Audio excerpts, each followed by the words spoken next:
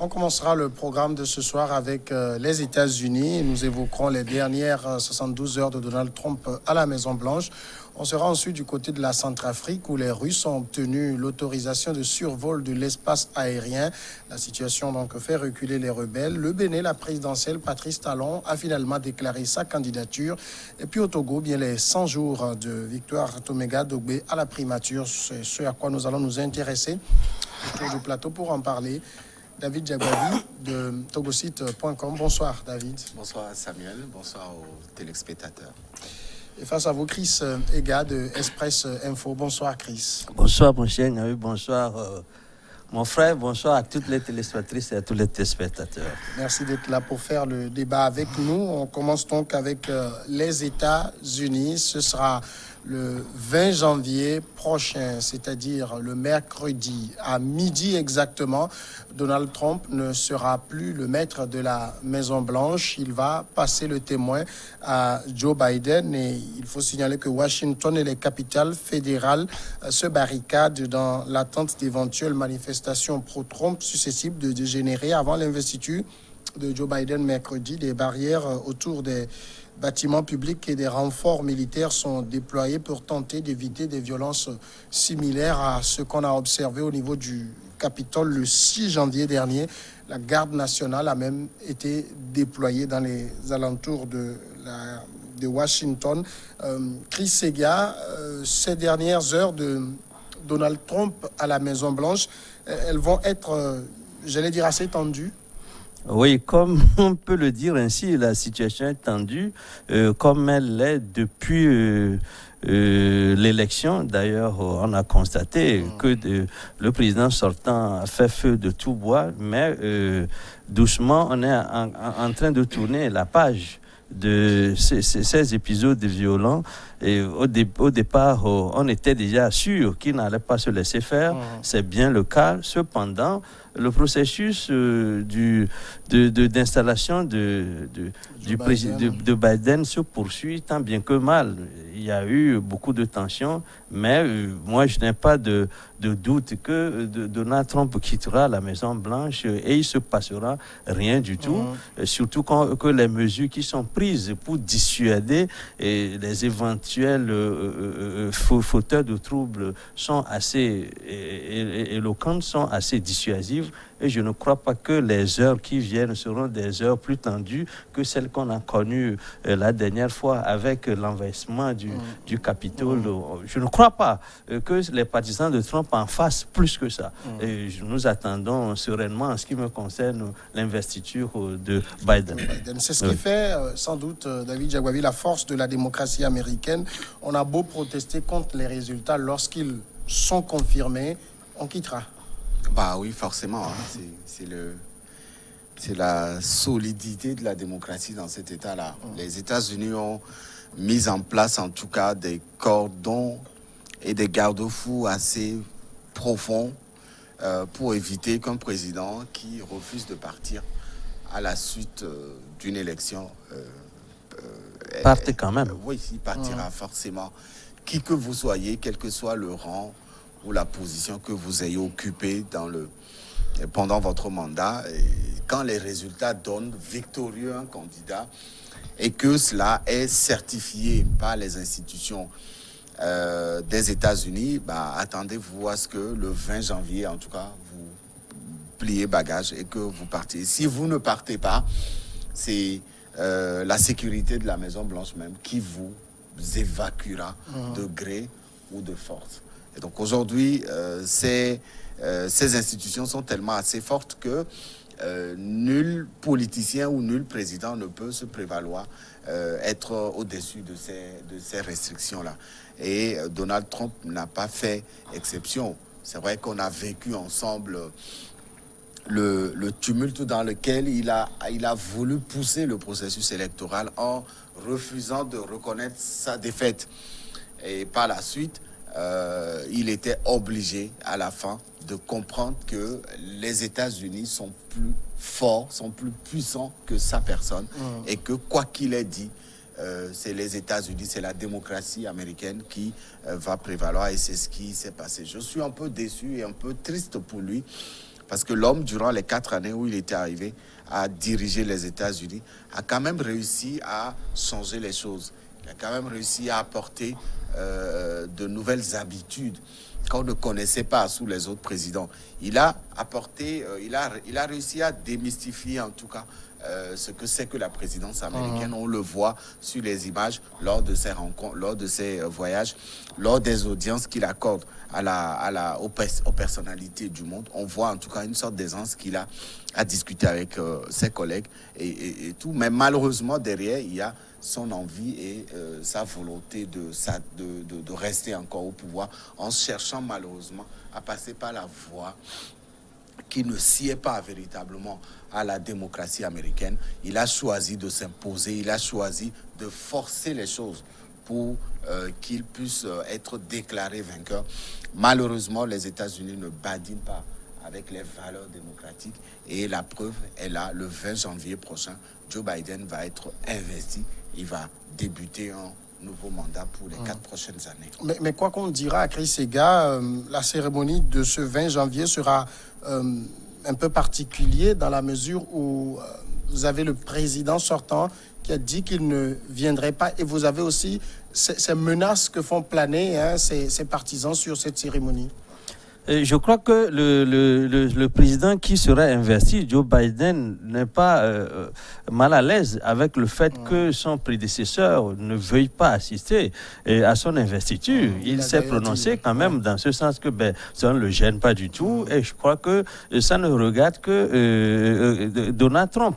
Qui, moi, à mon sens, contrairement à ce que mon frère Dagwavi pense, je ne crois pas que Donald Trump ait démystifié la fonction du président. Je crois au contraire qu'il a joué à rabaisser cette fonction-là par la posture qu'il a eue pendant les 4 ans qu'il a eu à passer à la Maison-Blanche, celui qui a cherché par tous les temps démanteler les acquis, je dirais même démocratique, et pourquoi pas les relations que les États-Unis entretenaient avec le monde.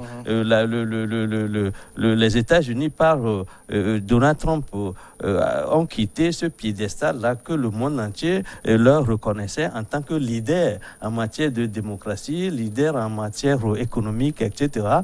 Mais ce n'est plus le cas aujourd'hui parce que Joe Biden va se charger à reformater les brèches, justement, à faire en sorte que les États-Unis deviennent de nouveau un pays respectable, parce que Donald Trump voudrait un pays qui devient plus grand encore, plus grand en piétinant justement les autres. On n'a pas besoin, pour être plus grand, de piétiner les autres. C'est pas en montant sur les autres qu'on devient grand. Je crois que sur ce plateau, pas dans cette émission, j'ai eu à dire par le passé, en prononçant le mot nazi, en dépeignant les caractères de Donald Trump. Je crois que le mot est sorti la dernière fois également de la bouche de Schweinsteiger, et qui est aussi d'origine allemande.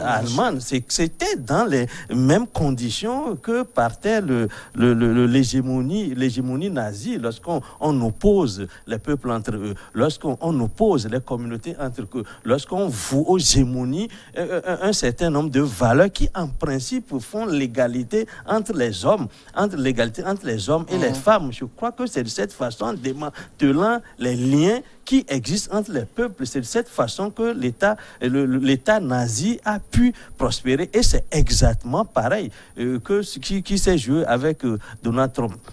C'est plus vite, cette page-là sera tournée mieux, le monde saura, parce que vous savez, la suprématie blanche qui est une valeur que cultive depuis toujours l'extrême droite, et dont Trump a rejoint le camp. Cette suprématie blanche-là, ce n'est pas une valeur que cultivent les États-Unis, ce n'est pas une valeur démocratique, et je réprouve le fait que pour être grand, on veuille monter sur le dos des autres, parce que vous savez, lorsque vous faites de la graisse sur la tête des gens, c'est celui qui est sous, et c'est celui qui porte cette tête-là, qui porte la charge. Et moi, je réprouve complètement le fait que pour faire les États-Unis grands, Trump voudrait que ce soit un pays qui essaie de se prospérer sur la cendre des autres États. Ça, c'est inacceptable. Mercredi, pour la la journée. Il y aura des violences, c'est à parier? C'est à craindre, hein, quand on sait un peu comment les sympathisants de Trump se mobilisent sur les réseaux sociaux. Les messages qu'ils se partagent pour appeler à la mobilisation, ça fait craindre. Mais le gouvernement américain a choisi d'aller dans le respect de la loi et de l'application véritable de la loi, de cette même loi, contre ceux qui oseraient chercher à perturber la cérémonie d'investiture. C'est pas la première fois que ça se passe, qu'un président perdant n'ait pas choisi d'être présent à l'investiture du président victorieux. Déjà, même les thèses constitutionnelles n'imposent pas la présence forcément du perdant ou du sortant. C'est selon sa volonté. S'il veut, il vient. S'il veut pas, il peut rester chez lui et vivre la cérémonie, peut-être à la télé ou ailleurs. Aucun test n'impose à Donald Trump d'être présent mercredi à la cérémonie d'investiture. Mais pour le charme, pour la beauté de la démocratie, en tout cas pour les dernières investitures auxquelles nous avions tout assisté, on a vu les anciens présidents, on a vu dernièrement Barack Obama qui était présent à l'investiture de Donald Trump. C'est beau, et donc voilà. Mais les sympathisants de Trump sont en train de vouloir pousser la démocratie américaine dans une abîme indescriptible. On a vu un peu l'assaut dont a été victime le Capitole dernièrement. Quand on parle du Capitole, c'est le poumon de la démocratie. C'est là où se prennent les grosses décisions qui concernent les États-Unis.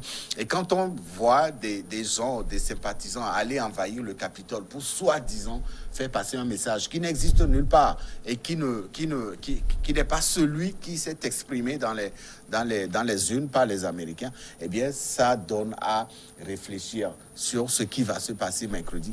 Mais j'estime quand même que, se basant sur l'expérience de l'envahissement du Capitole, l'investiture de Joe Biden mercredi se passera peut-être en amont avec quelques petits mouvements, mais pendant la cérémonie d'investiture, tout va rentrer dans l'ordre. Et cette cérémonie va se dérouler comme on a l'habitude de la suivre chaque année, chaque 4 ans, chaque 8 ans, avec tout ce qu'il y a comme beauté, charme, etc., lié à la prestation de serment. Alors, Donald Trump, il s'en ira mercredi, mais le trumpisme ne s'en ira pas de sitôt. Oui, parce que maintenant les gens se plaisent à le dire, parce qu'au départ on croyait que c'était un mouvement créé de toutes pièces par Trump, mais aujourd'hui les gens reconnaissent que lorsque vous avez 74 millions de votants de suffrages, vous portez 74 millions de suffrages, ça voudra dire que c'est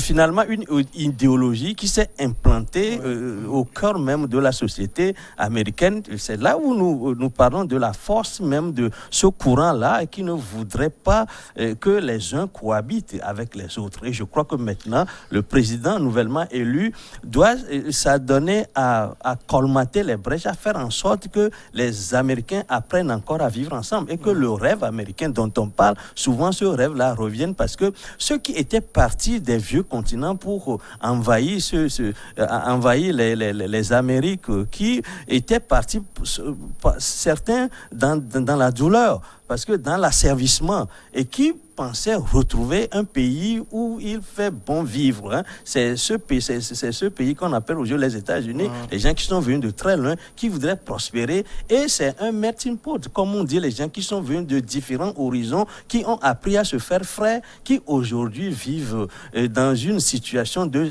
stress et de détresse, je dois dire, parce que lorsque les Noirs ne peuvent pas se sentir à l'aise, lorsque les Latinos ne peuvent pas se sentir à l'aise, lorsque les minorités, les Chinois, les Japonais et autres minorités ne peuvent pas se sentir à côté de la majorité des Blancs. Je crois que c'est une situation à craindre pour la stabilité même des États-Unis. Aujourd'hui, le rêve qu'on a vanté très longtemps, le rêve là est en train de se transformer en cauchemar, pourvu que le nouveau président fasse en sorte qu'on retrouve ce rêve et qu'on se dise que les États-Unis ne sont pas seulement champions en démocratie, mais sont aussi champions en fraternité, parce que si la démocratie n'a pas de contenu de fraternité, et je crois que ce sera un leurre, ce ne sera pas une démocratie telle qu'on voudrait bien la promouvoir. Bizarrement, il faut travailler à proscrire ces valeurs.